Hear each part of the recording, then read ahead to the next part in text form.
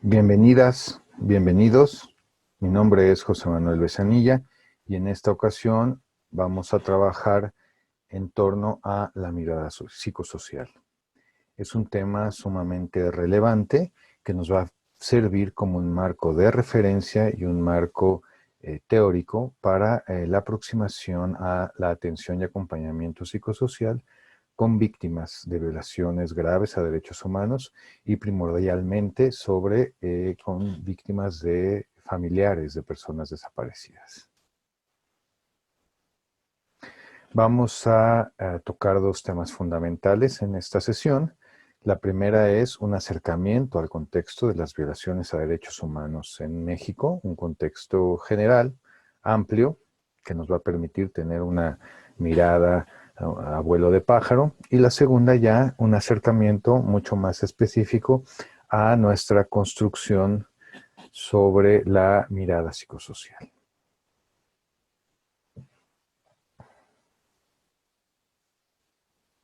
Bueno, primero tenemos que partir del concepto de salud mental. Y esto es algo muy importante porque conjuntamente con la concepción de salud que tiene que ver con el equilibrio biopsicosocial y no simplemente la ausencia de enfermedad, como lo establece la Organización Mundial de la Salud, la concepción de la misma OMS sobre salud mental tiene que ver con un estado de bienestar, ¿sí?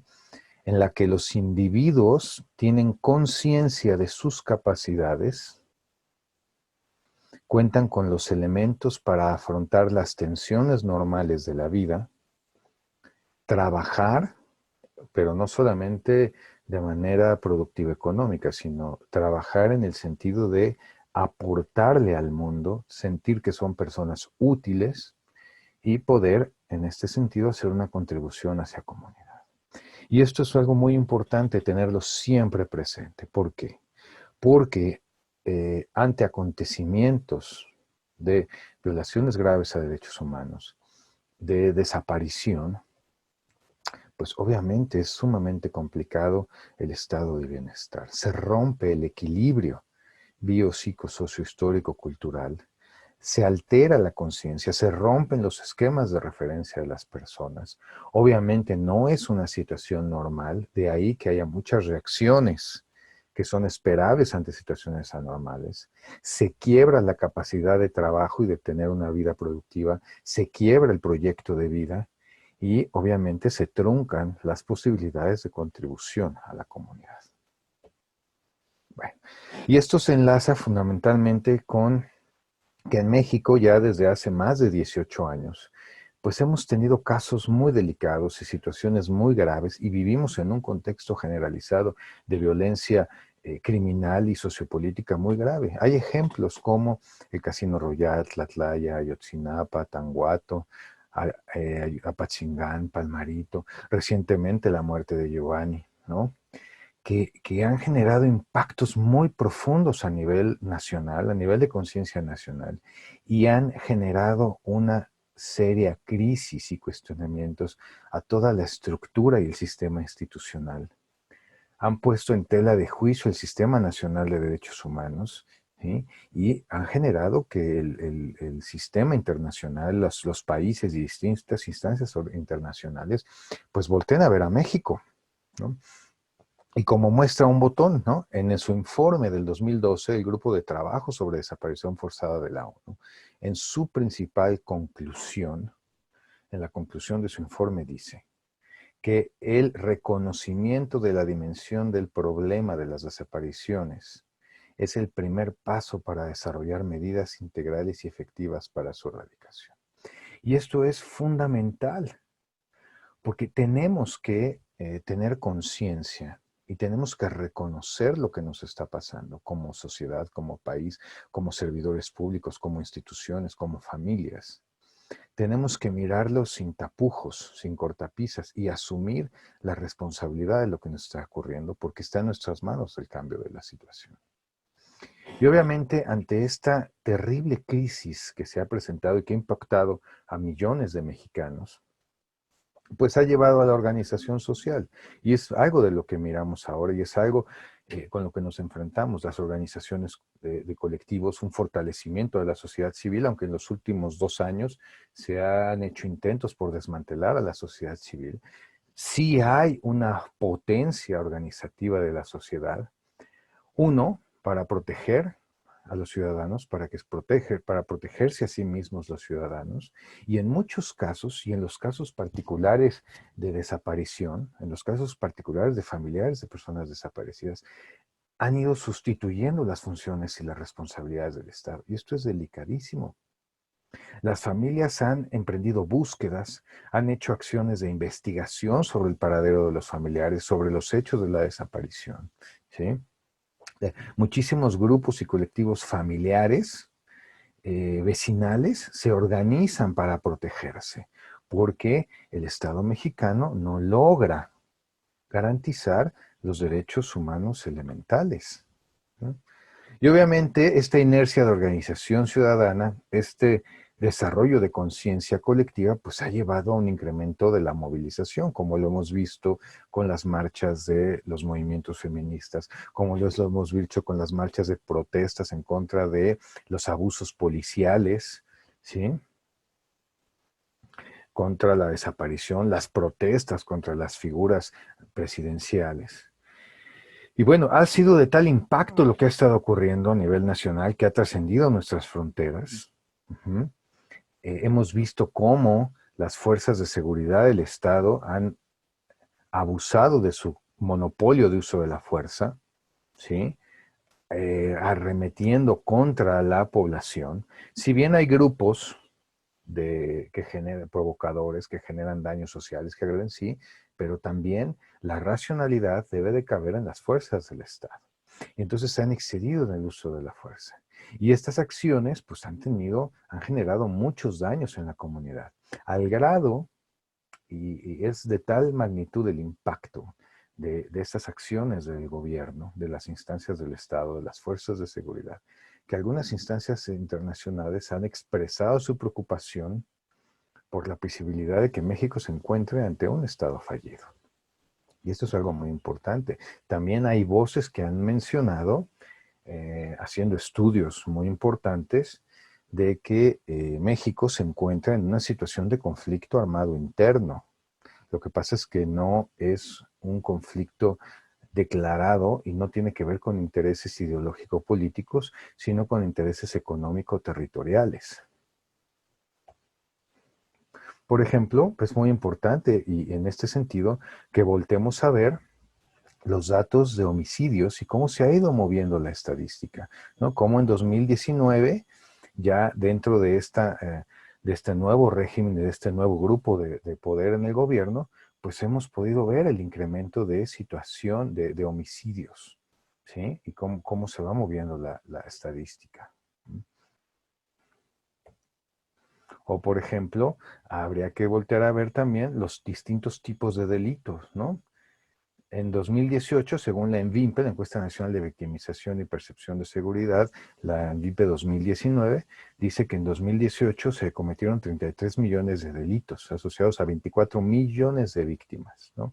1.3 delitos por víctima. Uh-huh.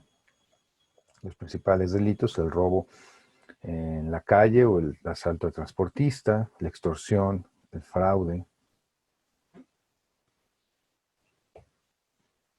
Por ejemplo, ya los delitos de alto impacto, ¿no? Los homicidios dolosos, el secuestro, la extorsión, el robo, el feminicidio. Bueno, hay cifras, el Secretario Ejecutivo del Sistema Nacional de Seguridad reporta que en el 2020, en lo que va del año, ha habido una disminución de ciertos delitos, pero aún así podemos comparar las cifras del 2019 y son datos relevantes a los cuales hay que prestarles atención, ¿no? Por ejemplo, las carpetas de investigación, el número de víctimas, por ejemplo, en homicidios, sí hay una disminución leve, no sé si sea estadísticamente significativa. El secuestro aparentemente bajó, la extorsión, pero seguimos dentro de este contexto de violencia social y de delincuencia organizada.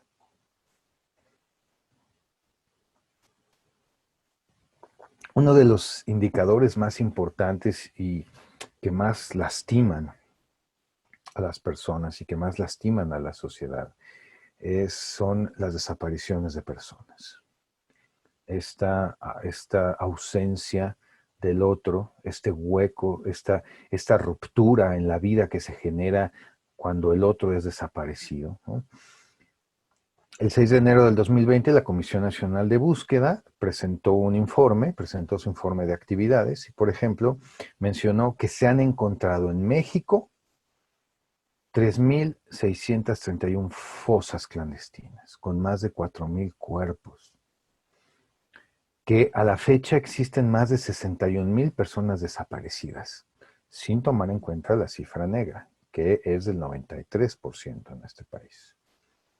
El 25.000% son mujeres, 11.000 niños desaparecidos, más de 26.000 restos humanos sin identificar. Pero estos datos son cuestionados por las organizaciones de la sociedad civil. Los mismos colectivos y grupos de familias dicen que pueden ser más de 100.000 personas desaparecidas. Y hay una seria crítica muy fundada y muy dura contra el protocolo de búsqueda. Las familias no están de acuerdo cómo se están implementando los protocolos. Y me parece muy importante que escuchemos a las familias y a quienes han perdido a sus familiares y que les demos una voz y una participación. Y bueno, estos eventos, estos hechos de violencia, de criminalidad, de desaparición, generan impactos en muchos niveles, como ya lo mencionó la Comisión Nacional de los Derechos Humanos en la recomendación 15-DG del 2018 sobre el caso Iguala, sobre los eventos de 26 y 27 de septiembre de 2014 en Ayotzinapa. ¿Por qué? Porque hay que entender que este contexto en el que nos encontramos inmersos de criminalidad, de violencia, genera impactos a nivel social, ¿no? Cuando los hechos de violencia recaen sobre el conjunto de la sociedad, sobre determinados sectores y generan daños colectivos. También tienen daño a nivel comunitario, se rompen los patrones de relación, los patrones de interacción. Ya vamos a hablar en otra ocasión de los impactos de estos hechos. También generan daños a nivel familiar, ruptura de los procesos y las dinámicas familiares, y también generan una situación de victimización a nivel individual. Es por eso que resulta fundamental tener una concepción psicosocial de las víctimas en las dimensiones social, colectiva, familiar e individual. No solo atomizar y reducir al sujeto que tengo presente. Es fundamental que entendamos que esta persona que está delante de mí, demandándome una atención, exigiendo la reivindicación de sus derechos, exigiendo la reivindicación de la verdad, de la justicia, del paradero de su familiar. Es el representante, es el emergente social, es la voz de muchos miles de personas lastimadas, que a lo mejor no tienen las posibilidades de levantar su voz o tienen miedo, ¿sí? Y entonces tengo que entender la ola expansiva de estos hechos. Este sujeto pertenece a una familia a la cual también le fue desaparecido uno de sus miembros, y esta familia pertenece a una comunidad, y esta comunidad se articula con todo un tejido social que se está viendo fracturado y lastimado. Y entonces no es prudente que reduzcamos la expresión de la víctima solo a ella misma, sino hay que entenderla en su contexto. ¿Y qué son las violaciones graves a los derechos humanos? Lo dijo Ortega Sánchez, ¿no? Desde el 2011, por ejemplo, la ejecución extrajudicial y la esclavitud. Acabamos de ver un evento delicadísimo de ejecución extrajudicial en Jalisco, la desaparición forzada e involuntaria, el impedimento para que las personas trabajen, obtengan su sustento, la tortura, el encarcelamiento injusto, de lo cual hay muchísimo aquí en México y está saliendo a la luz poco a poco, ¿no? La mutilación o las lesiones o el desplazamiento forzado, el despojo de la propiedad. Aquí en México hay situaciones delicadas. Tenemos más de 1 millón de personas desplazadas por la violencia en las zonas de Guerrero, en las zonas del sureste, en las zonas del norte, los yaquis, ¿no? También actos similares cometidos contra allegados de las familias, ¿sí? Contra las personas en torno a las familias que están buscando.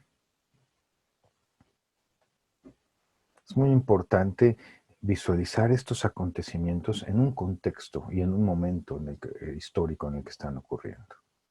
Y entonces es muy importante que reflexionemos nuevamente sobre la salud mental, sobre el estado de bienestar, sobre la conciencia, sobre el ejercicio de los recursos, sobre los recursos personales para afrontar las demandas del medio.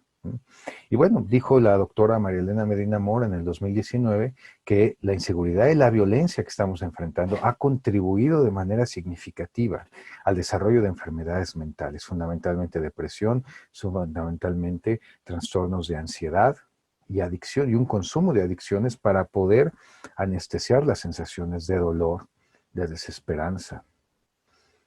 También dijo la doctora, en comunidades donde se vive violencia continua, como muchas que hay aquí en México, la presencia de enfermedades mentales, las inversiones aplicadas para el desarrollo no tienen el impacto deseado. ¿Por qué? Porque no se está atendiendo la desvictimización, porque no se está atendiendo la atención a las causas reales de la violencia y los impactos sociocomunitarios que se están dando. Y entonces esto nos lleva a preguntarnos de manera muy seria y profunda, como profesionales de la salud mental, como seres humanos, ¿cuál es nuestra responsabilidad ética y humana ante esto que está ocurriendo? ¿Cómo la psicología y otras ciencias y profesiones pueden incidir para frenar y revertir estos fenómenos? ¿No? ¿Cómo esta situación pues, nos pone a prueba? Pone a prueba a las instituciones, a los grupos y cuerpos de conocimiento y a nosotros como profesionales. Especialmente aquellos que tenemos una atención directa con los seres humanos, una atención directa con quienes han sufrido y experimentado estas situaciones. Entonces, ¿están nuestros referentes teórico-metodológicos preparados para enfrentar esta situación? Contamos con los métodos, los procedimientos, los conceptos, las herramientas, la actitud humana que nos permita acercarnos al otro. ¿Cómo podemos desarrollar métodos e instrumentos para acompañar de manera adecuada a nuestros hermanos nacionales en este contexto? Hay muchos esfuerzos a nivel internacional, en los países donde hubo dictaduras, en el Cono Sur, en España, Argentina, Chile, Uruguay, en Guatemala, un esfuerzo muy importante en Colombia que nutre muchos de los trabajos mexicanos, pero ya hay un esfuerzo de sistematización teórica aquí en nuestro país, un esfuerzo de construcción, de delimitación de conceptos, de que podamos tener claridad sobre lo que estamos mirando. Mucho del trabajo que vamos a exponer aquí y en otros videos tienen que ver con la socialización y la formación con base en los productos del trabajo de un grupo interdisciplinario de profesionales. Bueno, y a todo esto entonces, nosotros ¿qué entendemos como la mirada psicosocial?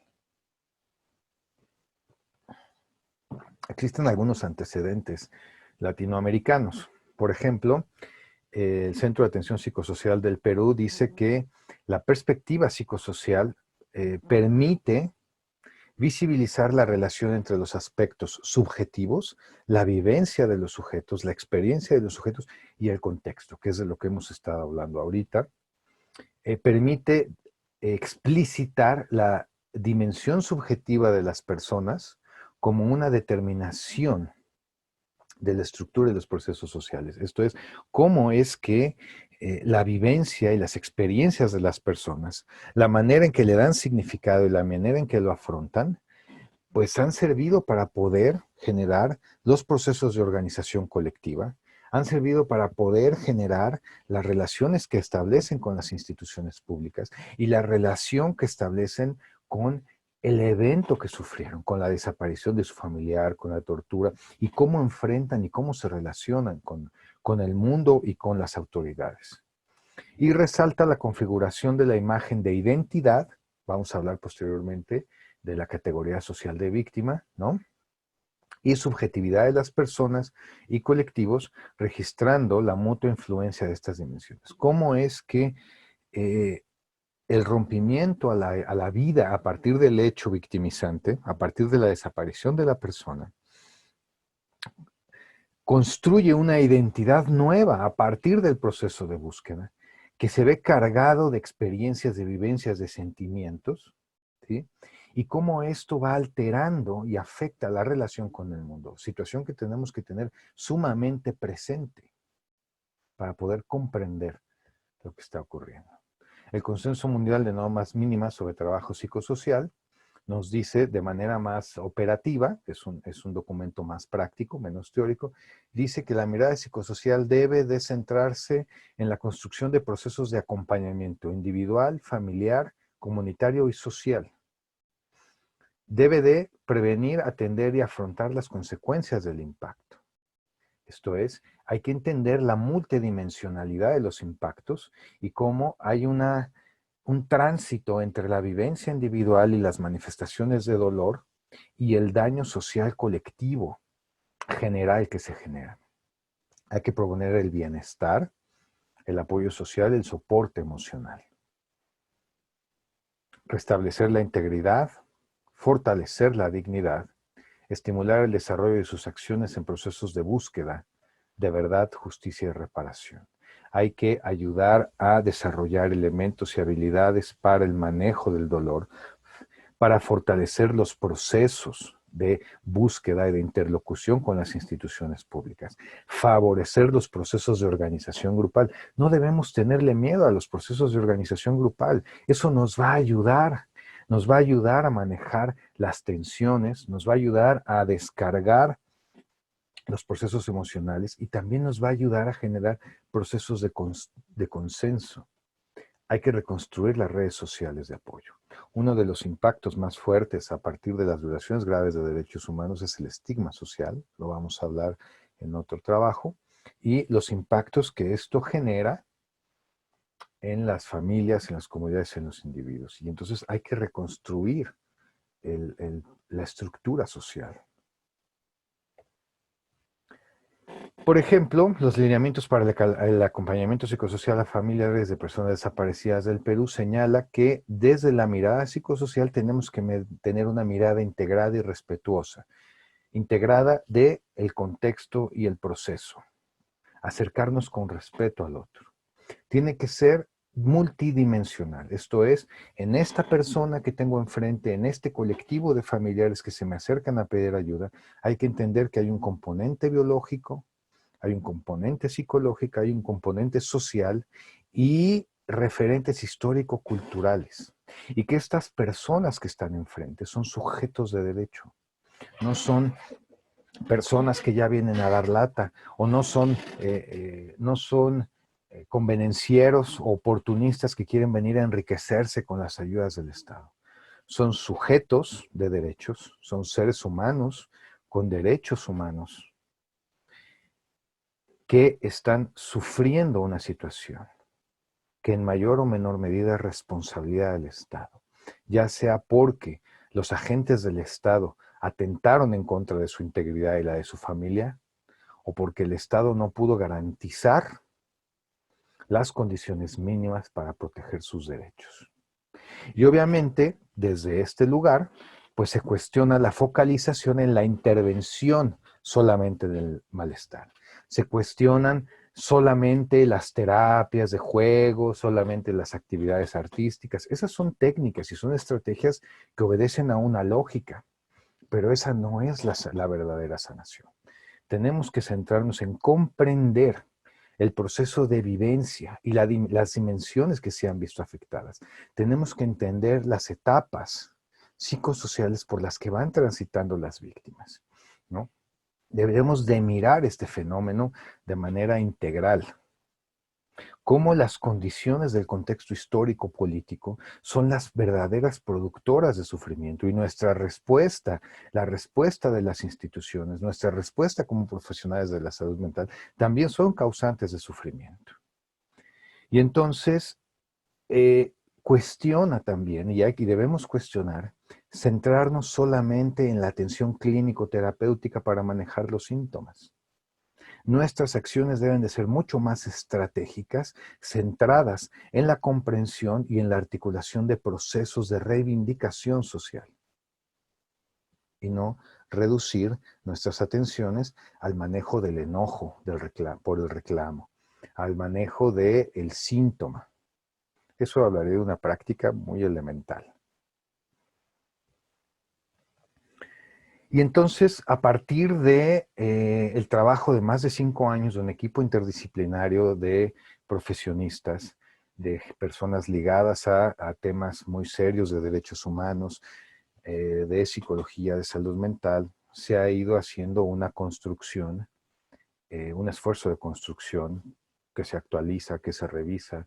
Estamos en un proceso de construcción de un campo de conocimientos específico para el contexto mexicano, que es distinto al contexto guatemalteco o colombiano, ¿no? Y entonces nosotros hemos propuesto, proponemos que desde una perspectiva ética, la mirada psicosocial tiene que ver con una toma de posición como sujetos existenciales, con un compromiso hacia la acción. Tenemos que salir de nuestra zona de confort y a partir de la posición que tomemos en relación con el otro que está sufriendo, tomemos una acción. Tomemos acciones que fomenten el encuentro humano para generar una transformación del contexto social, con las víctimas, familias y comunidades que han enfrentado la violencia sociopolítica y las violaciones a derechos humanos. Esta toma de posición entonces nos lleva a acercarnos a la realidad, salir de nuestra psicología de bata, nuestra psicología de diván, ¿sí? Y hay que entender nuestra realidad como una interacción compleja de elementos socio-histórico, político, culturales, ¿no? Entender que cada uno de nosotros y cada uno de los actores, los servidores públicos, los psicólogos, los médicos, los antropólogos, los ministerios públicos, las familias, las organizaciones sociales, representan roles específicos en un escenario que es el contexto. Y ahí está sucediendo la vida humana, no en el consultorio, no en el escritorio donde se toma la declaración, no en la sala de juntas, en la realidad, en la vida, en el acontecer de todos los días. Ya a nivel un poco más metodológico, tenemos que entender que la mirada psicosocial, bueno, es un campo de articulación multidisciplinario. Esto es, no solo atañe al psicólogo, no solo atañe al abogado, no solo atañe al médico, no solo atañe al antropólogo, no solo atañe al ingeniero en comunicaciones, no. Nos atañe a todos y hay que articular los saberes y los conocimientos de todos. Conjuga específicamente saberes de la psicología clínica y social, de la psicología clínica para poder desarrollar elementos y estrategias para el mejor manejo del dolor y el sufrimiento, para fortalecer los procesos de búsqueda, y social para fomentar los procesos de interacción y de articulación grupal, colectiva, comunitaria. Todo el eje articulador de los procesos desde la perspectiva psicosocial debe ser la reivindicación de los derechos. Obviamente hay que visualizar, documentar las consecuencias de las violaciones y de la violencia, y entender cómo se van articulando los distintos actores en el contexto histórico-social. Obviamente nuestro acercamiento debe de ser dialógico, dialéctico, entender las distintas posiciones, las necesidades y exigencias de las familias, las posiciones y las limitaciones y las capacidades institucionales, y generar procesos de diálogo, visualizar las dialécticas, las distintas posiciones para ir generando procesos de síntesis enfocados en lo que sí se puede resolver, ¿no? Donde cada uno de los actores, ¿no? Donde cada uno de las personas que participan representan un rol, representan un papel, y en el actuar cotidiano, en la praxis cotidiana, se va generando una transformación de la realidad. Y entonces, ¿cómo es que podemos ir generando procesos de interacción para la construcción y la reivindicación, para la construcción y la sanación de este profundo sufrimiento que genera la desaparición en un contexto nacional de profunda crisis institucional y humana. Entendemos que entonces para poder realizar la mirada psicosocial, pues debemos de fomentar el encuentro básico existencial con el otro. Esto es, reconocer la humanidad del otro como este otro sufriente, no como este otro que viene a demandarme, que viene a quitarme mi tiempo, no como este sujeto que nada más viene a pedir dinero o viene a dar de gritos porque está enojado. No, no, no. Hay que entender que esta expresión, comprender que todos somos unos seres humanos y que la posición en la que están las familias puede ser nuestra posición y que este contexto que vivimos es una co-construcción de todos. Todos hemos participado con nuestras acciones o nuestras omisiones en la construcción de este concepto, de este contexto. Y entonces si nosotros nos acercamos con un espíritu de humildad para reconocer el sufrimiento del otro, entonces podemos ir construyendo y elaborando distintos procesos de significado. Podemos ir construyendo puentes de encuentro y de comprensión. ¿Sí? Podemos ir construyendo referentes para poder atender el sufrimiento, para poder detonar los procesos de búsqueda de verdad y de justicia, para poder entender, detonar procesos de retroalimentación humana y de sanación profunda, no nada más atender síntomas y prescribir chochos. Y entonces, por ejemplo, dice Santiago Vera, ¿no?, que la mirada psicosocial es una respuesta teórica, ética, metodológica, práctica, para poder rescatar, reconstruir, reelaborar elementos ante el profundo deterioro de la realidad latinoamericana, donde pues estamos viviendo un profundo contexto de ruptura, un profundo contexto de degradación de la humanidad, donde somos colocados en posición de mercancías, de capital político. ¿Sí? Se transacciona con nuestra vida, se transacciona con nuestra salud, se transacciona con nuestra voluntad. Y obviamente en beneficio de ciertos grupos y posiciones. Somos objetos de violencia estructural, ¿no?, que han colocado a millones de seres humanos y a millones de mexicanos en situaciones de exclusión y vulnerabilidad. Una violencia estructural que niega los derechos humanos, que niega los derechos elementales de alimentación, de vida, de educación, de salud, y que ha generado dinámicas y prácticas que mantienen a las personas subyugadas y dependientes de los deseos del sujeto de poder en turno. Y entonces, siguiendo el pensamiento de Ignacio Martín Baró, por ejemplo, hay que reflexionar con mucho cuidado, con mucha profundidad, si nuestros saberes de psicología, esta psicología que hemos aprendido, que es muy valiosa y es muy rica y es muy interesante, esta psicología europea, psicología americana, no es una forma de discurso colonial, ¿no? No estamos siendo, como profesionales de la salud mental, adoctrinados al discurso del colonialismo imperialista. ¿Y qué tanto estos conocimientos realmente nos permiten mirar y acercarnos hacia el sufrimiento del otro? ¿Mm? Finalmente, son discursos dominantes y son discursos hegemónicos que pretenden un control social y entonces prescriben nuestros comportamientos, ¿no? Ah, es que el método y el protocolo heredado de los países norteamericanos establece que tenemos que disminuir los síntomas. No, pero espérame. Nuestra realidad no es la que establece el protocolo norteamericano para disminuir los síntomas.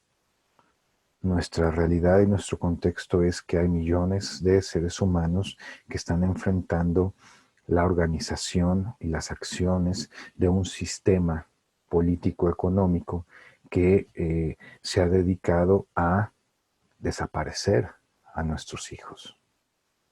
Y entonces, ¿cómo desde la psicología mexicana, como desde la psicología latinoamericana, de cómo desde nuestra posición como seres humanos podemos poner estos conocimientos, reconfigurarlos, reelaborarlos para ponerlos al servicio de este otro y escuchar lo que el otro me quiere decir, no tratar de encajar al otro a un libro?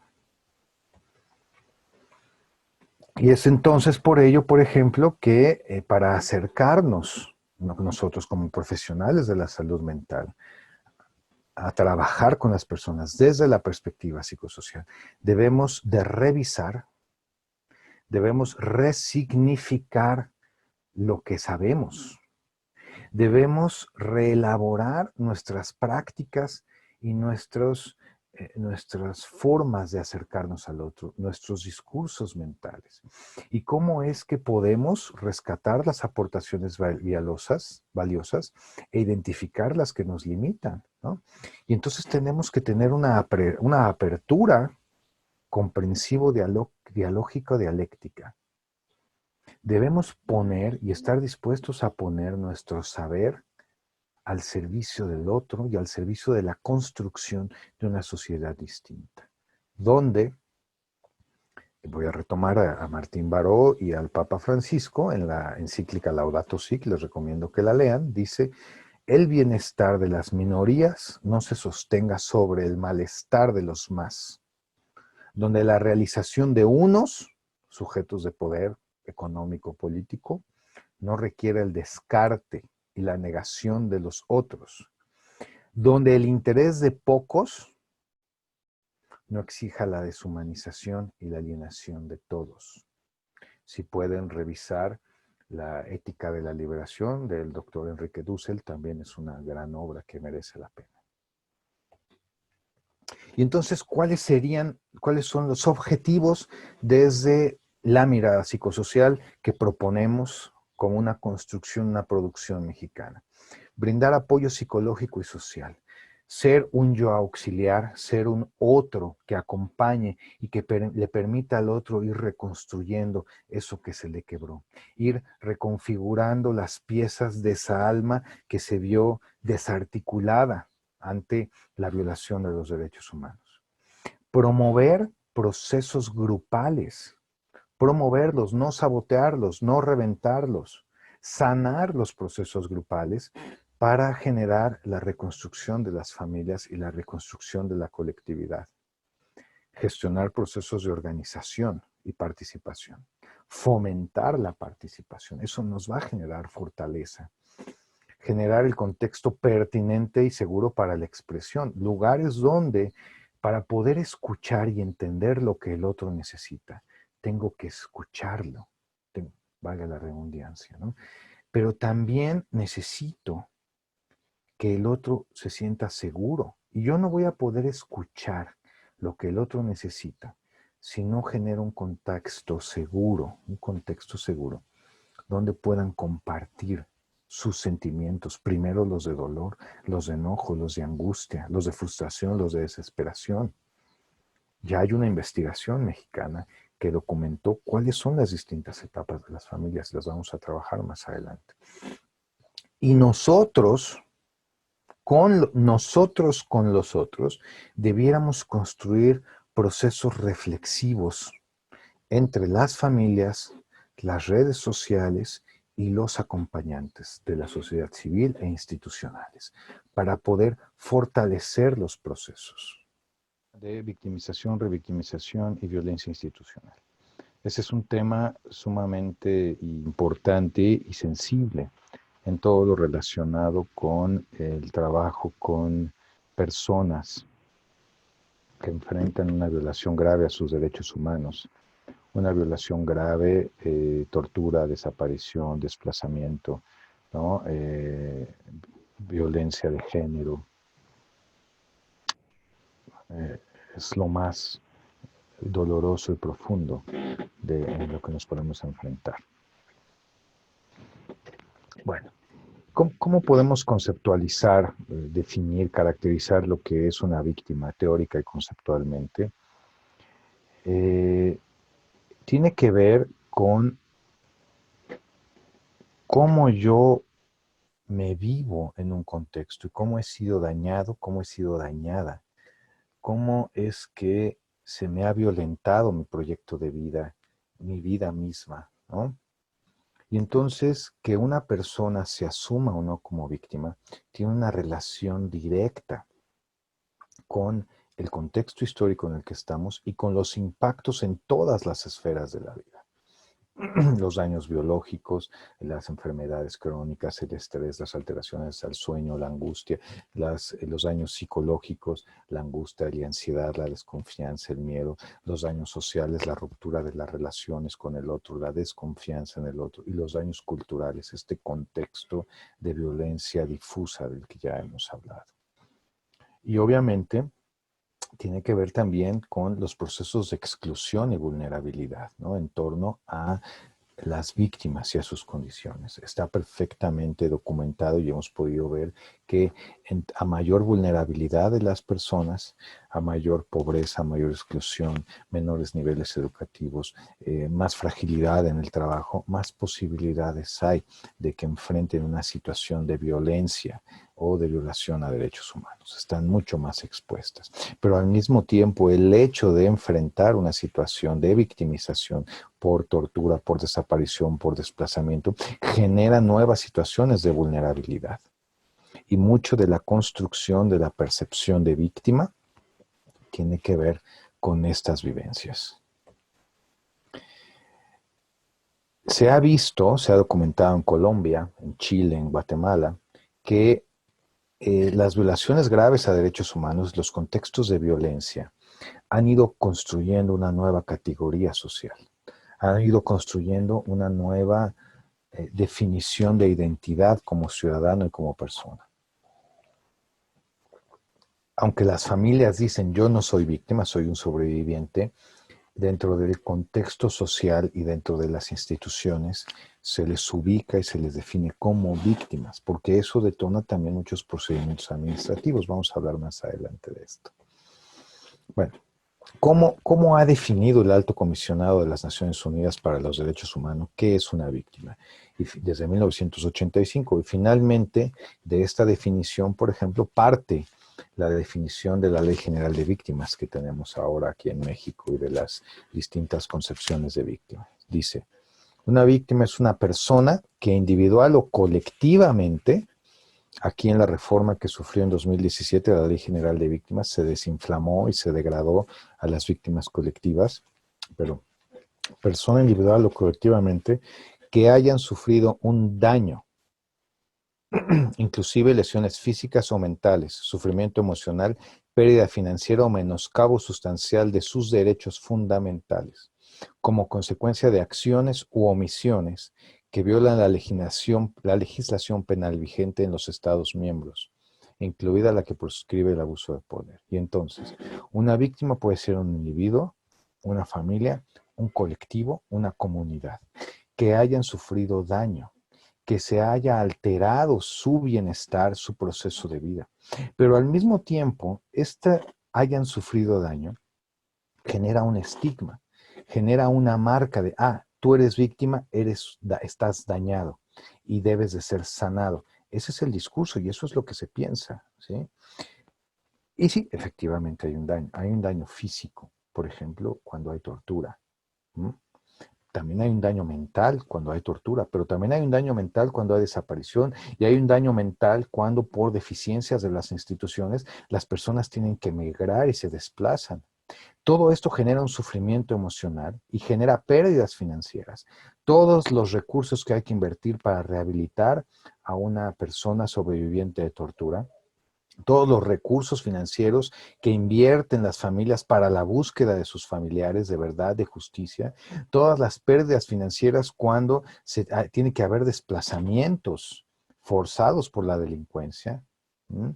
O el daño a partir del esclavismo forzado, menoscabo sustancial de los derechos. Obviamente, cuando yo estoy en un contexto de violencia en el que tengo miedo permanente, pues no voy a ejercer con libertad mis derechos, no voy a poder salir libremente, no tengo las mejores condiciones laborales, se ven truncados mis posibilidades educativas, mis derechos económicos, sociales y culturales se ven proscritos, ¿no? Minimizados, borrados, como consecuencia de acciones u omisiones. El Estado es responsable de proteger, salvaguardar y garantizar los derechos humanos. Y entonces el hecho de que no cuente con los recursos para garantizar mi derecho a la seguridad y a la vida también es responsabilidad del Estado, además de acciones de violencia por parte de sus agentes.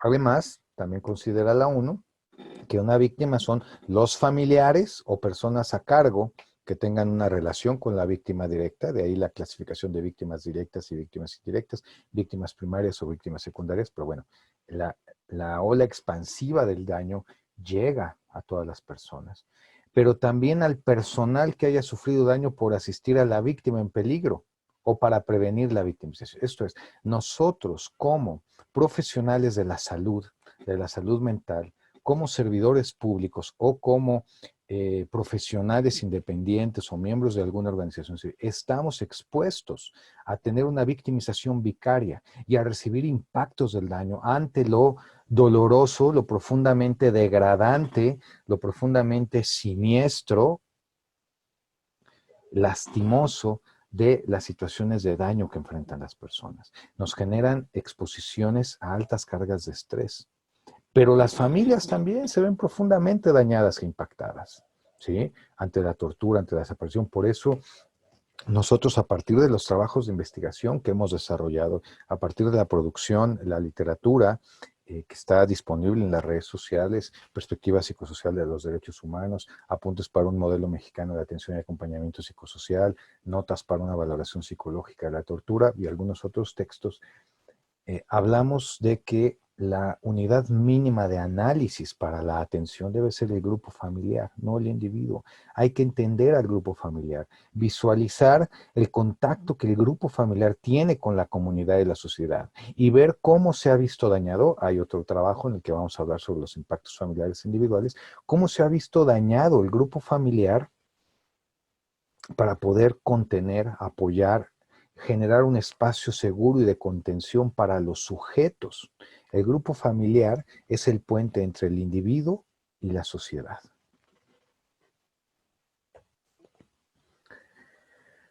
Obviamente, los complejos hechos de violencia que han propiciado esta categoría de víctima se centran y se articulan en dos conceptos centrales: la reparación y la reconciliación. Esto es,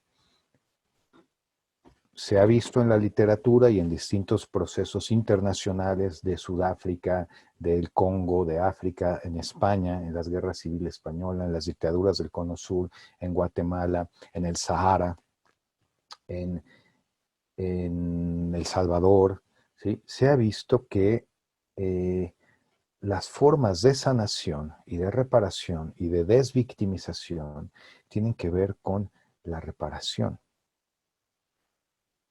Pero un elemento fundamental para poder aspirar a la reparación tiene que ver con la verdad. Saber qué pasó, entender qué ocurrió y qué condiciones propiciaron que mi familiar fuera torturado, que mi hijo fuera desaparecido, que tuviera tal poder la delincuencia, los grupos armados, que me obligaran a dejar mi casa. ¿Quién es responsable de esto? Y obviamente la justicia, que se castigue a los responsables de esto. Y entonces, solo a partir del reconocimiento de responsabilidad es que podremos aspirar a sanar y entonces a reconciliarnos como sociedad. Entre tanto esto no ocurra, va a ser sumamente difícil, por más dinero que se dé y por más medicamentos calmantes y tranquilizantes que se prescriban, que dejemos de enfrentar estas situaciones de conflicto y dejen de acumularse las víctimas en nuestro país. Los actos de violencia generan un trauma social, impactan a la sociedad, como ya lo hemos visto en los distintos niveles de victimización, ¿no? Y este trauma debe repararse, como ya estábamos diciendo. Hay que favorecer la reconciliación, conciliarnos con el otro y encontrar este sentido y este orden social, cultural, público. Hay que reconstruir nuestra forma de relacionarnos, ¿no? Pero entonces, para poder tramitar esto a nivel institucional, es muy importante también que las instituciones, por fines prácticos, administrativos, jurídicos, puedan ubicar y determinar qué es una víctima, quién es víctima, ¿no? Y aquí es donde viene la paradoja de la construcción de la categoría social de víctima, porque las personas que enfrentan el daño a su estilo de vida, a su proyecto de vida, a partir de la violación grave o de la violencia severa, pues no quieren ser víctimas, no quieren ser tratados como víctimas, no quieren tener esta marca de daño, de ser personas dañadas, pero al mismo tiempo buscan que se les reconozca como víctimas para poder acceder a las condiciones de ayuda y de restitución que es responsabilidad del Estado implementar. Las marcas de la violencia han articulado esta construcción de identidad, de ser víctima. Y hay distintas categorías, ya a nivel más conceptual y teórico, ¿no? Hay quienes son víctimas, familias de personas desaparecidas, son víctimas de tortura, víctimas de trata, o sea, llevan apellido, pero aquí no hay que quedarnos con el apellido. Hay que entender el daño y la responsabilidad y el contexto en el que ocurrió el daño.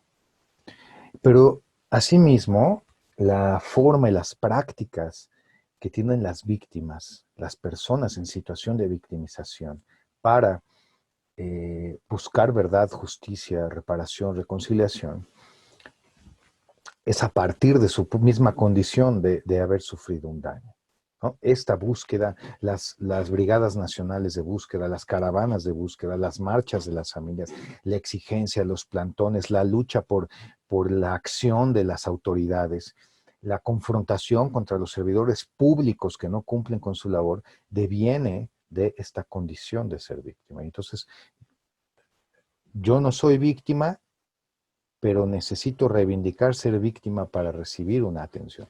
Y ahí se genera una paradoja, ¿no?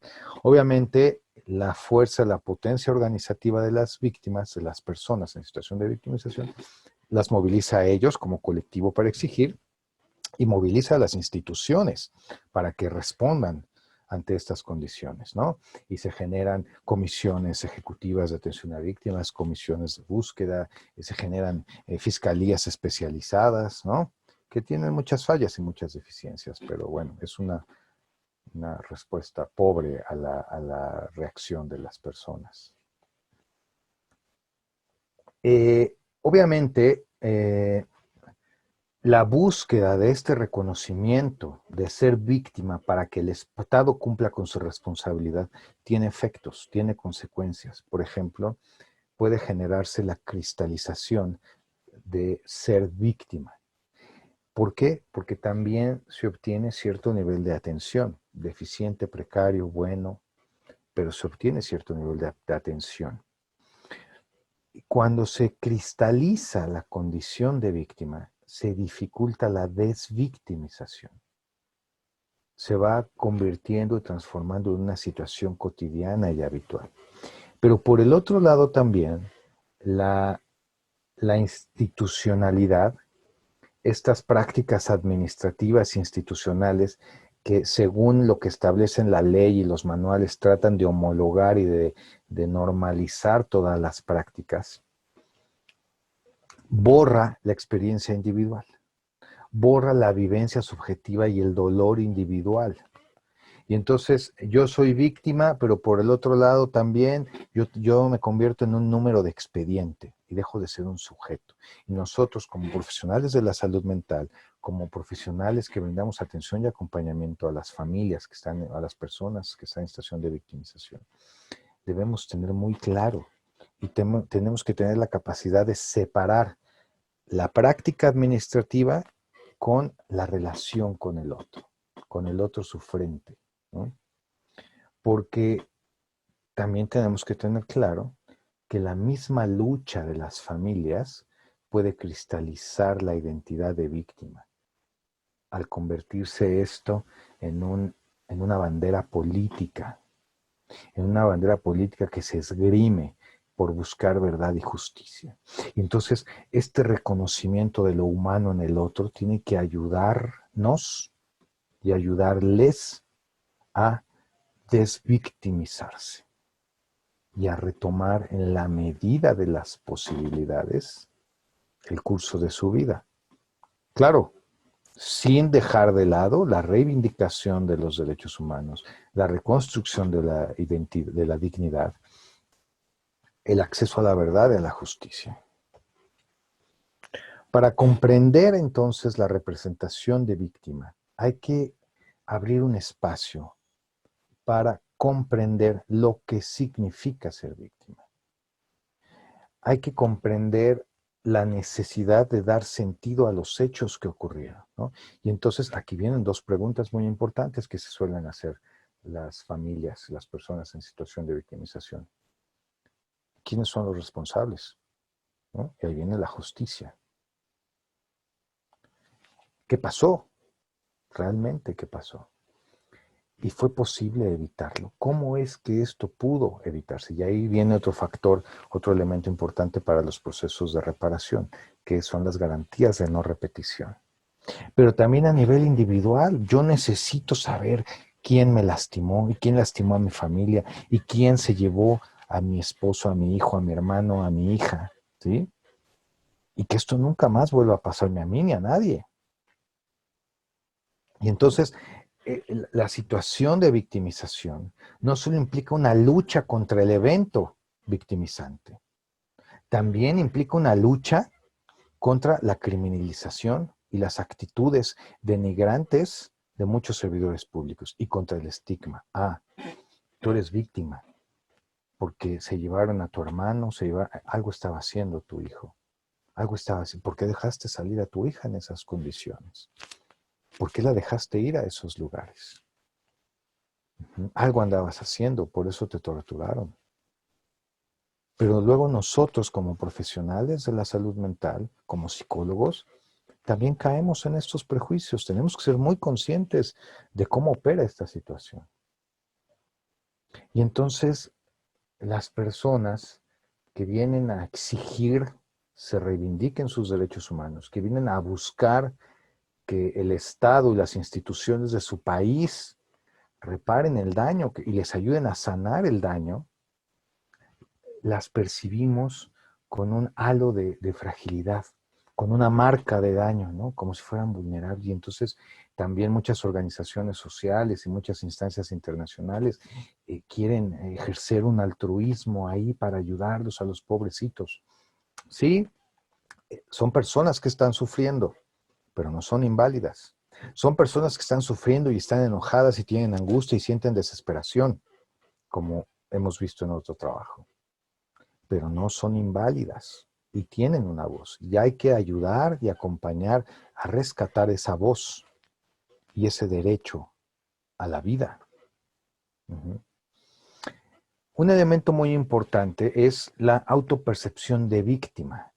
Lo que significa ser víctima y los daños, las consecuencias y los beneficios que eso puede tener está ligado al contexto histórico. Uh-huh.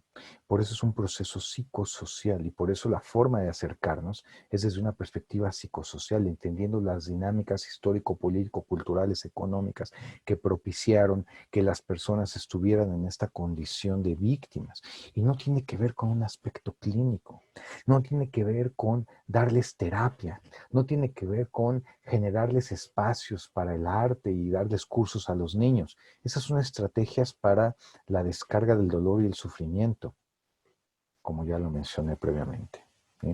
Entonces, la forma y la significación de ser víctima tiene que ver con el arreglo de las condiciones históricos sociales. A esta autopercepción se le llama victimidad, ¿no? La victimidad se construye a partir de los elementos que le permiten en el contexto social, en el espacio público, en la lucha por la búsqueda, darle un sentido a la realidad. Que el otro servidor público, presidente de la República, ministerio público, comisionado de víctimas, comisionado de búsqueda, subsecretario, quien sea, que el otro me escuche, porque si yo no fuera víctima no me escucharían. Ahí se construye la condición de victimidad. Uh-huh. Y obviamente se arraiga a partir de las pérdidas de seres humanos, las pérdidas familiares, las pérdidas materiales. Y es nuestra responsabilidad, primero que nada, escuchar, reivindicar y entender cómo es que se está arraigando la condición de víctima para favorecer la desvictimización. Obviamente, para poder acceder a una verdadera reparación, tenemos que buscar que las personas salgan de esta condición. Y esto se va a lograr, claro, a partir de verdad, justicia, de reivindicación de derechos, pero también de generar las condiciones para que las personas dejen de conceptualizarse y vivirse como víctimas. Esto es, desvictimizándose. Que las personas puedan reconstruir su mundo interno, su proyecto de vida como sujetos sociales, como miembros de una sociedad, que puedan restablecer en la medida de lo posible su salud mental, ¿sí? Que puedan restablecer su estado de bienestar, la conciencia de sus recursos, las posibilidades de trabajo, las posibilidades de aportarle algo al mundo, sin que exista este miedo permanente a ser vulnerado, ¿no? Y alejándose paulatinamente de la categoría de ser víctima. Bueno, esta fue una primera conceptualización y caracterización de víctima. Ahora vamos a entrar al tema más práctico y más sensible, que tiene que ver con la revictimización y las prácticas de violencia institucional. La revictimización surge a partir de que la persona que ha enfrentado un evento victimizante, un evento traumático, ¿no?, llega a una institución pública o privada a pedir ayuda, a pedir sanación, a pedir curación, a que lo ayuden a buscar a su hijo, a decir que fue torturado, torturada, ¿no? A que fue víctima, que unos tipos se la llevaron, ¿no? Para hacer comercio sexual con su cuerpo. A partir de que alguien llega y dice, es que yo tuve que abandonar mi casa porque me la pidieron y llegaron un grupo de gente armada a decirme que acelerara. A partir de que alguien viene a decir que ha sufrido un daño, y las autoridades que debieran escucharla, brindarle seguridad y aplicar la ley, son injustas, son burlonas, son negligentes, son criminalizantes. Ahí se genera la revictimización, ¿no? Se criminaliza. Pues algo andaba haciendo usted, ¿no? A partir de que yo voy y digo, desapareció mi hija, y cuando salgo del Ministerio Público recibo un mensaje de amenazas de la delincuencia organizada. ¿Cómo? ¿Por qué no fui con la autoridad? Eso, ¿no? Cuando funcionarios públicos dicen que las víctimas lo único que quieren es sacarles dinero y que piensan que se sacaron la lotería. Eso es revictimizante. Cuando no cumplo con mi trabajo de manera respetuosa y dedicada, eso es revictimizante. La revictimización cronifica y consolida el daño psicológico, el daño en el alma, en las psiques, en las emociones, en la mente. ¿Por qué? Porque yo estoy asumiendo que estoy dañado, voy, pido ayuda y me regresan un daño nuevo. Y entonces confirma que yo no tengo derechos y confirma que soy objeto para ser dañado. Obviamente esto se da a partir de un profundo choque entre mi necesidad de reivindicación, de reparación, de justicia y las prácticas de las instituciones y las prácticas de los servidores públicos. Y esto genera todavía mucho más, un mayor daño. Obviamente, ¿no? Este daño se genera a partir de la ambigüedad en el que es colocada la persona, ¿no? Estas situaciones confusas, estas situaciones con dobles discursos de yo la voy a ayudar, pero pues no tengo dinero para la gasolina, o yo soy una autoridad y salgo con usted a cenar, a bailar, o no, tenemos que tener claridad de cuál es nuestro rol y qué posición estamos haciendo. Pero además, las víctimas de violaciones a derechos humanos y de violencia presentan una doble ambigüedad, porque fueron dañadas por seres humanos que debieran cuidarlas y las vuelven a dañar. Quien debiera cuidarme y protegerme genera una ruptura habitual. En lugar de repararla, la profundiza. Y esto es algo muy importante, y esto lo podemos ver a partir de los indicadores de cifra negra. Desde que existe la Encuesta Nacional de Victimización y Percepción de Seguridad del INEGI, la ENVIPE, los indicadores de cifra negra no bajan del 90%, 93, 94, 95, 96%. Esto es, de cada 100 delitos, solamente se llegan a denunciar e investigar entre 4 y 7. Eso también habla de la profunda desconfianza en las instituciones y en los servidores públicos. ¿Cómo pueden revictimizar las instancias públicas? Por ejemplo, contratar al compadre, al amigo, al sobrino, al ahijado, al protegido, ¿no? No contratar a un profesionista entrenado con la formación y los conocimientos necesarios para atender a estas personas. Alguien que no cuente con el entrenamiento adecuado. El desgaste emocional por las prácticas laborales, por la lógica del sí señor, lo que usted diga, sí jefe, lo que usted mande, por la práctica de la hora nalga, ¿no? Aunque usted no esté haciendo nada, quédese aquí las 24 horas hasta que el señor Tlatoani decida que ya no tiene que estar aquí, ¿no? Porque no hay prácticas de autocuidado, de autocontención, no hay una sistematización del ejercicio de nuestro trabajo. Las dinámicas interpersonales de poder, de canibalismo entre compañeros, ¿no? Todo eso se ve reflejado en nuestra práctica, ¿no? Obviamente, la identificación, si yo soy un profesional de la salud mental, que me dedico al trabajo con personas en situación de victimización, no he hecho un trabajo terapéutico serio, sólido, sistemático, ¿no?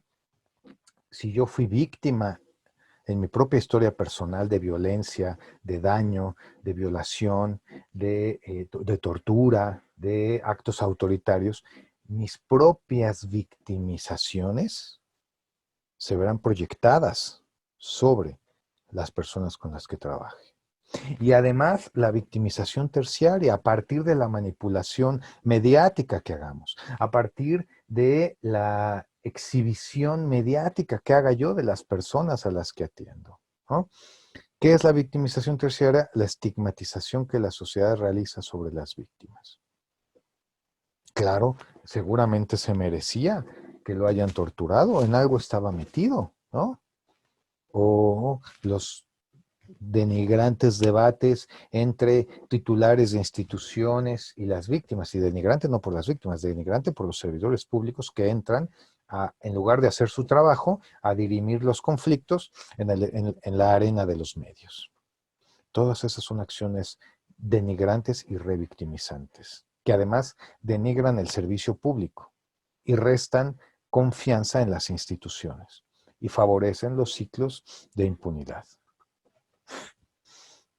La revictimización, entonces, y eso tenemos que tenerlo muy claro, conlleva una violación a los derechos humanos. Una autoridad que revictimiza está violentando por lo menos el derecho a la certeza jurídica, el derecho a la salud, el derecho a la verdad, ¿sí? Especialmente ante la criminalización, porque eso es discriminatorio, ante el estigma, ante la falta de respeto.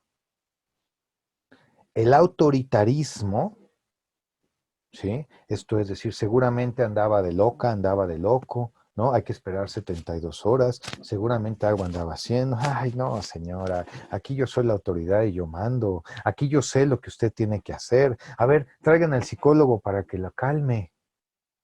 Todos esos son actos autoritarios. Y en los procesos de reparación del daño, no dar participación a las víctimas, a las familias, en el proceso de construcción de las resoluciones, todo eso es revictimizante. En los procesos de investigación judicial, como lo establecen las leyes y los tratados internacionales, no dar participación a las familias, todo eso son actos autoritarios revictimizantes. Todo eso es quitar verdad al discurso de las familias, escuchar lo que tienen que decir, ¿no? Habrá algunas cosas que no sean del todo correctas y precisas, pero tienen derecho a dar una voz, tienen derecho a ser escuchadas.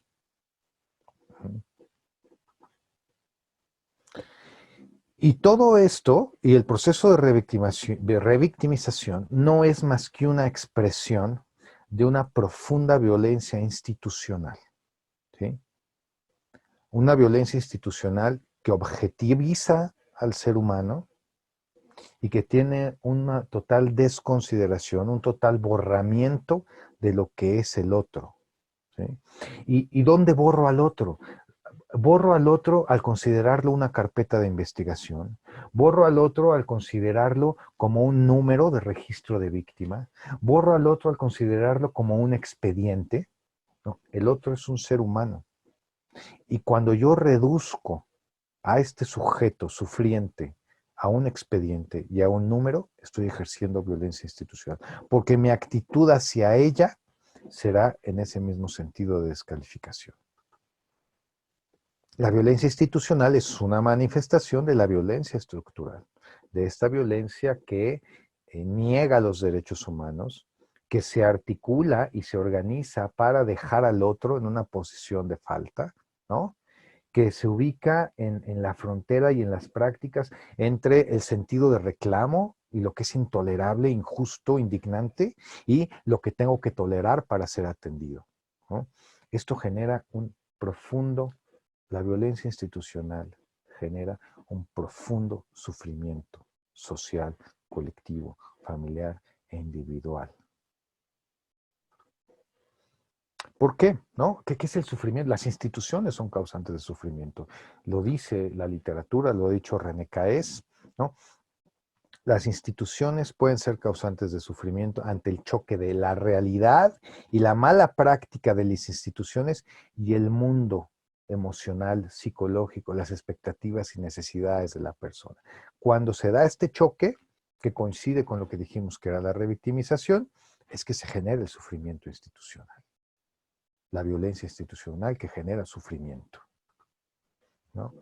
Y entonces, para que las instituciones funcionen de manera adecuada, es necesario que haya un equilibrio entre su función, ¿no? Un hospital, restablecer y proteger la salud; una agencia del Ministerio Público, investigar delitos; una comisión ejecutiva de atención a víctimas, ¿no? Atender a las víctimas y buscar los procesos de reparación; un departamento de atención a víctimas, brindar los espacios y las condiciones para la sanación, ¿no? Cumplir la función y la manera de ser de la institución.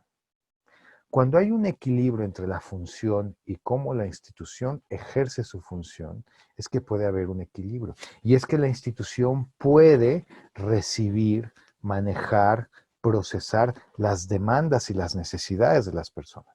Pero si las instituciones no cumplen con su función de brindar atención médica, de brindar educación en el caso de las escuelas, de atender a las víctimas en el caso de las comisiones, de buscar a los desaparecidos, pero además de no cumplir con su función, violentan, descalifican, denigran, pretenden comprar, pretenden descalificar, entonces están ejerciendo violencia institucional.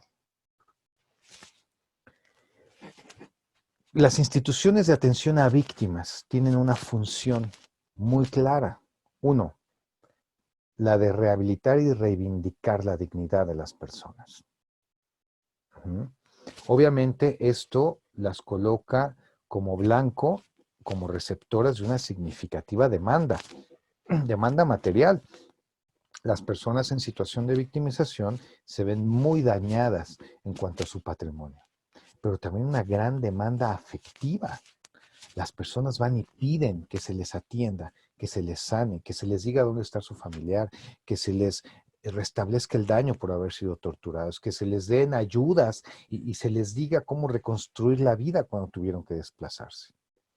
Y esto, cuando la institución no está preparada y no tiene los elementos para cumplir con esta función, ¿sí?, no va a poder generar los elementos para poder contener, para poder darle un cauce, una salida y una resolución a estas demandas. Y entonces la misma institución y los mismos servidores públicos que no tienen respuesta a esta demanda van a generar mecanismos defensivos, ¿no? Y la función va a quedar subordinada a estos mecanismos defensivos y procesos burocráticos de descalificación de las familias, de criminalización, de decirles que son unos abusivos que nada más quieren sacar dinero, de decir que ellos son los culpables de que haya desaparecido su familiar porque no lo cuidaron de manera correcta, ¿no?, de entorpecer los trámites administrativos, de circunscribir todo proceso de atención a al cumplimiento de un trámite administrativo. Yo ya lo mandé, yo ya lo canalicé, yo ya le di la cita, pero no acompaño y no verifico y no doy una atención cálida, digna y respetuosa. Y entonces estas instituciones que debieran rehabilitar y reivindicar se convierten en violentadoras y causantes de sufrimiento. Y se genera un círculo vicioso, ¿no? Las características de la tarea primaria generan zonas específicas de sufrimiento. Esto es, por ejemplo, en el caso de las instituciones o de los servicios o de las áreas especializadas para dar atención y reparación a las víctimas, el núcleo del sufrimiento está en la pertenencia o no a la calidad de víctima, ¿no? Y esto es si se reconoce el daño, si se les da un registro, un número de registro en el Registro Nacional de Víctimas. Si el Ministerio Público reconoció el daño, eso los hace acreedores a derechos, merecedores de una atención. Y ahí viene la paradoja, ¿no? Porque las personas no debieran o no quieren deber ser, no quieren ser víctimas para ser receptoras de derechos, tienen derechos, ¿no? Y ahí viene el punto de quiebre. Dentro de la violencia institucional, entonces, al no tener estructura las instituciones, las oficinas, los departamentos, ni los recursos económicos, ni materiales, ni la capacitación del personal, ni la actitud de los servidores públicos, ni claridad en la función que debe cumplir, ¿no? Pues las actitudes defensivas se van a ver, por ejemplo, comportamientos agresivos, descalificadores, ¿no? O actitudes pasivas. No cumplo con la función, no cumplo con mi trabajo, entorpezco el cumplimiento de mi trabajo, el tortuguismo, ¿no? Pierdo documentos, traspapelo documentos. Esos son síntomas de un mal funcionamiento institucional. Esto es muy importante y esto hay que tenerlo muy claro nosotros como profesionales de la salud mental, como psicólogos y como servidores públicos. Las instituciones de cuidado convocan la posibilidad de tener poder sobre el otro. Convocan estas partes de mi alma, de mi psique, que no han sido correctamente trabajadas. Convocan mis necesidades de ser reconocido y de sentirme poderoso sobre el otro. Y eso puede ser muy dañino y peligroso. Nos colocan ante el ejercicio del poder sobre la vida del otro y tener 5 minutos de poder sobre la vida del otro. Y eso puede ser muy perverso. Yo tengo poder de que mucha gente salga a buscar a su familiar. Yo tengo poder para darle un documento y que acuda usted al médico, o tengo poder de no reconocerla como víctima. Y aquí se genera un conflicto al interior de la psique, a nivel del inconsciente de la persona, ¿no? Entre lo que debo de hacer y la prohibición del daño, la prohibición de dañar al otro, ¿no? Esto es algo muy, muy psicológico. De la forma como se dirima el conflicto entre el poder y la represión, es como se va a conformar la estructura y el funcionamiento de la institución. ¿Sí? Es la manera como se va a manifestar la forma en la que se relaciona la institución con las personas y el trato que dé a los usuarios y a los beneficiarios de sus servicios. Si no se resuelve el conflicto al interior de la institución, este va a permear y se va a salir de control y va a impactar a los usuarios de los servicios, ¿no? Y entonces se comienzan a actuar de manera violenta y se comienza a expresar este sufrimiento y se comienza a expresar este desgaste emocional ante los usuarios. ¿Sí? Se empiezan a desviar las tareas de la institución y entonces en lugar de cumplir con la atención a las víctimas y el otorgamiento de las medidas de ayuda pertinentes y jurídicamente adecuadas y el establecimiento de las medidas de reparación, de justicia de verdad, ¿no? Empiezan a haber luchas y peleas y discursos entre el servidor público y las familias, ¿no? Eso es una compensación de la falta. Se está compensando la deficiencia de la institución, ¿no? Sus miembros, como resultado de esta alienación, de estar en medio de este conflicto y de no tener los recursos físicos, psicológicos, intelectuales para manejar el conflicto, lo expresarán de manera directa con los usuarios. ¿Mm? Y obviamente eso será una fuente de sufrimiento entre los usuarios y los receptores del servicio, pero también entre el mismo servidor público, ¿no? Y eso será potencialmente revictimizante. Dice René Caes, el rasgo más corriente del sufrimiento de origen institucional es que es producido por el mal funcionamiento de la institución misma. Su organización instaura una distancia insuperable entre la tarea y la formación que exige y los medios disponibles para realizarla.